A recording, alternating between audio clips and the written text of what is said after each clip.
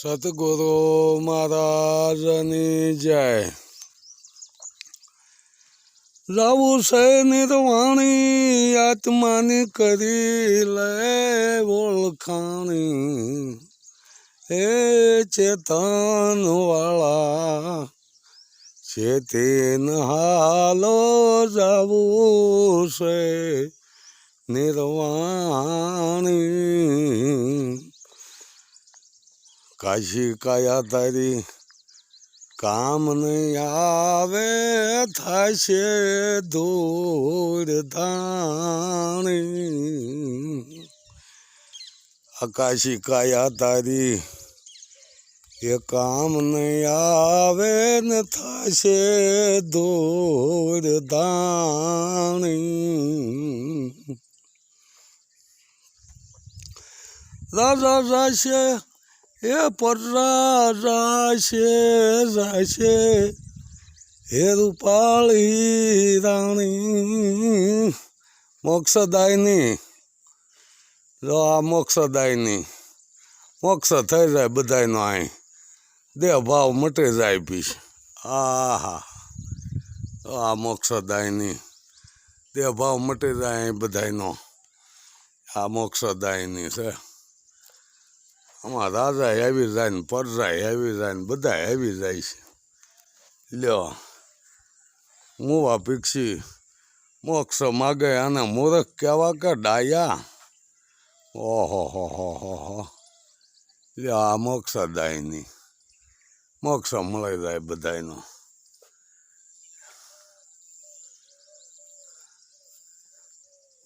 જીવતા મોક્ષ લેવાનો છે, જીવતા. લ્યો, હવે આ તો બાળાઈ દીશે, ઉડી જાય છે એની વાણીને રેખ્યા ઉડી જાય છે. ઓહો હો, હાડકા નહીં બરાબર બીળ્યા. આવું છે તઈ. ઓહો હો,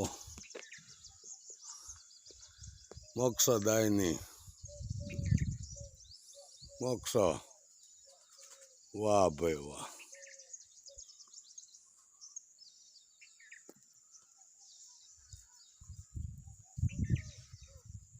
શિવપુરી કીધું, કોઈ મોક્ષદાયની કીધું. અહીંયા તો આવવું જ પડશે, એમાં નહીં હાલે.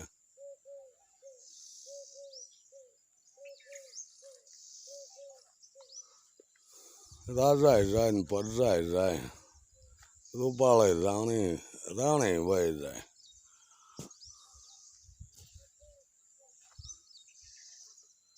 રૂપા શરીકે કાયા એની, પિત્તળ વળની પાણી પિત્તળ વળની પાણી. બધું થાય છે કે દૂધ ધાણી. ઓહો હો,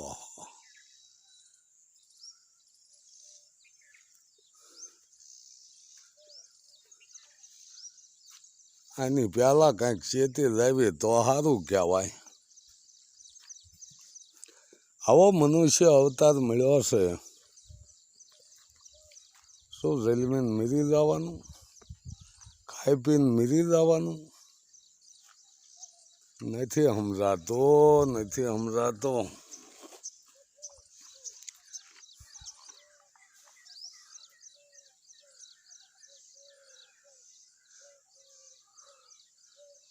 જેલમાં એ જરૂર જવાના.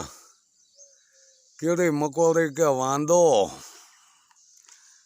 ગઢા થયા પણ મરવું નહીં થાય. હું ખાવસ કાંદો કે જોઈ લ્યો. હેરાન થતા હોય પણ મરવાનું નથી ગમતું. એક દાણ ગુરુ શરણે મરી જાઓ, ફરીને મરવાનું આવે નહીં. મરજીવા મોજું માણે પછી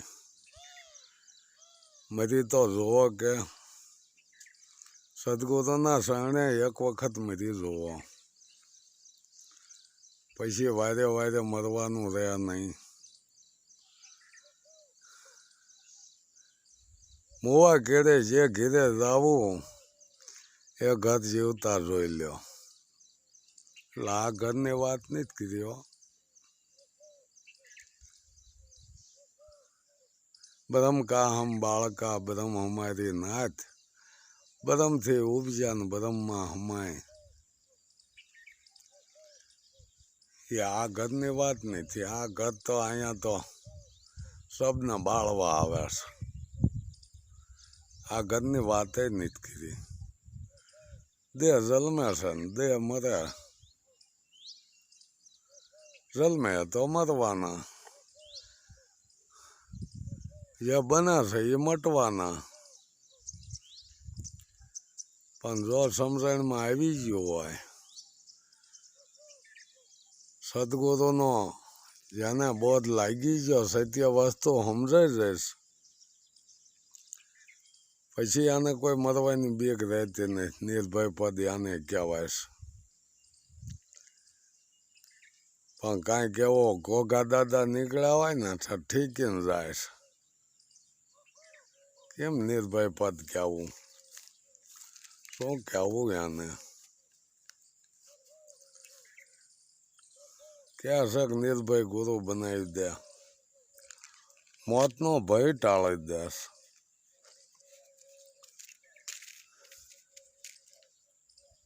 તો એ જે ગરવું હોતે અમુક તો મોતથી ભાગે છે, ગમે એમ થતું હોય.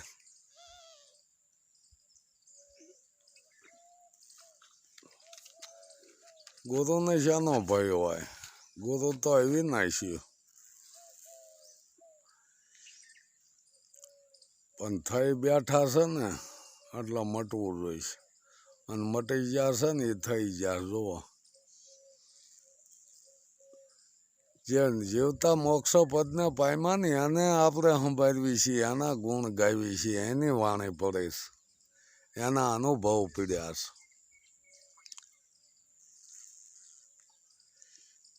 બાકી તો આ તો રહેવાનું જ. દેહને તો લાવીને બાળી દીશે. આ જગ્યા દેવી છે. અગ્નિ બાળવાનું કામ કરે, ધરતી પોષણ આપે છે, વાયુ સુવાસા આપે છે. આ બધા કુદરતી નિયમ છે. સૂર્ય પ્રકાશ આપે છે. હવનું કામ તો હવ કરે જ છે. એમાં એને નથી કરવું જોતું. શ્વાસ લેવો હોય તો માણસને લેવો જોવે છે. પ્રકાશ જોતો હોય તો એને લેવો જોવે છે. ધરતીમાંથી પોષણ પેદા માણસ કરે છે. વાવે નહીં તો શું લણે? વાવવું જોવે, મહેનત કરવી જોવે. એમ અનુભવમાં મહેનત કરવી જોવે. હું કોણ છું? ક્યાંથી આવ્યો છું? ક્યાં મારે જવાનું છે? આ જીવતા મોક્ષ પદને પામે છે. બાકી તો નથી સમજાય એવું. આ ઘરે બે ઘરે આવી તો થોડુંક મનને એવું થાય કે કંઈક કરવું તો જોઈશે. પણ એ ઘરે બગડે. પછી એ વેરાગ વિયો જાય પાછો. વળે હવન ધંધે માયામાં. માયા આપણે જ ઊભી કરીને આપણે જ ફસાણા.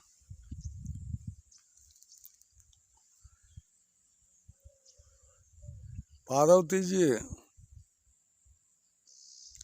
ભોળાનાથ કે પાર્વતીજીને કે આપ બ્રહ્મા વિષ્ણુ સારી સૃષ્ટિનું સર્જન મેં કર્યું છે. હું દેવોનો દેવ છું. ટાઈમ ઘણો વિયો ગયો. પછી પાછું પાર્વતીને કહેશે કે હવે હું તપ કરવા જાઉં છું. અરે તમે સૃષ્ટિનું સર્જન કર્યું છે, કે તમે દેવોના દેવ છો, તો તમારે કોનું તપ કરવું છે? તમારે શા માટે તપ કરવું છે?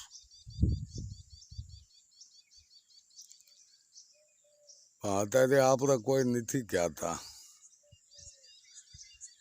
કે ગુરુ ક્યાંક મારું ભજન છે, મારે ભજન કરવું જોઈએ, તો આપણે એમ નથી કહેતા કે તમારે કોનું ભજન કરવું છે? સતગુરુની જય બોલાય છે એ સત્ય બરાબર, સત્ય એ ગુરુ છે, સત્યને શું કરવાનું આવે? સત્યને કાંઈ કરવું નહીં જોતું.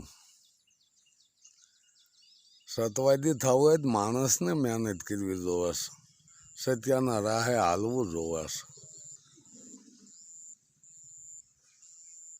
બાકી વાતો કર્યા પતે એવું જ નથી. અત્યારે આ બધું વાતો મીડ્યા કરવા. સમજવાનું છે, સમજાવવા જેવું શું છે? સમજી જાય પૂરું થઈ જાય. ભાણ કે ભટકીશ નહીં, મિથિલો ને માય સમજીને હોય જાત કરવું પડે નહીં કાંઈ. આ દેહ તો આપણને સાધન મળ્યું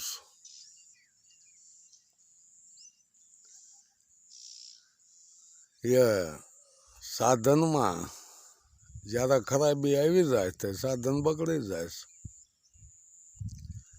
પણ જે સાધનને હાંકવા વાળો છે એને કાંઈ નથી થવાનું. સાધન બગડે જ કાંઈ એને કાંઈ ન થાય ને. એ તો પાછું નવું સાધન ખરીદી લે ને. પણ એવો ધ્યેય હોય તો થાય ને. આ શરીર એક સાધન આપણને મળ્યું છે. આપણે સાધન નથી, આપણે સાધક છીએ. એ સાધનને હકાવવા વાળા છીએ. આ પોતાનું નિજ સ્વરૂપ છે. કલ્પના કરો, વસ્તુ આપણી પાસે પડે છે. અનુભવ કરો.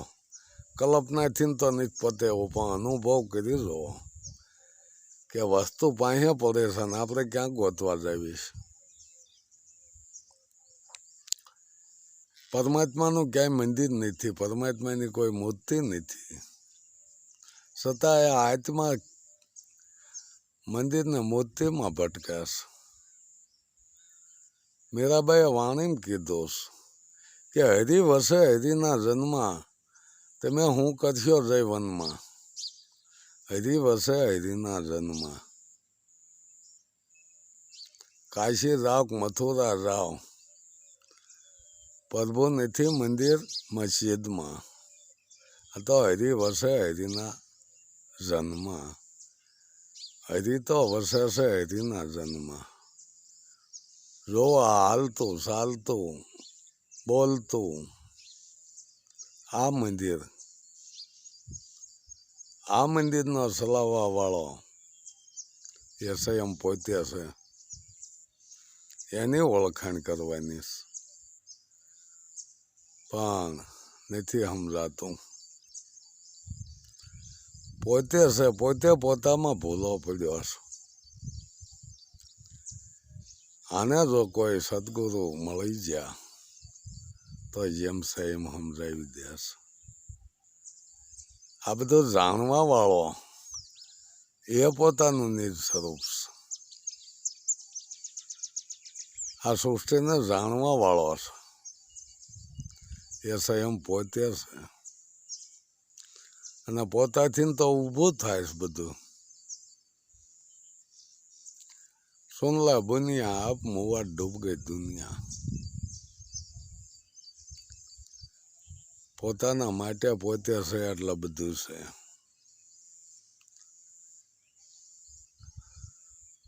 સોતા ભૂલી પડે. માયાનો ખેલ જોવા આવીને પોતે માયા કરવા માંડી જઈશ.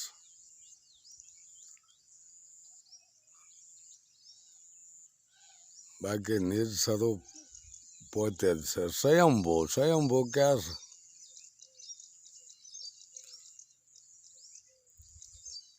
સ્વયં પ્રગટ થાય ને સ્વયં લય થઈ જાય. પોતે પોતામાં સમય જાય છે. આવી આ વાત જે કોઈને સમજાઈ જાય, અનુભવ થઈ જાય તો માનવ દેહ એનો સાર્થક કહેવાય છે. સદગુરુ મહારાજની જય.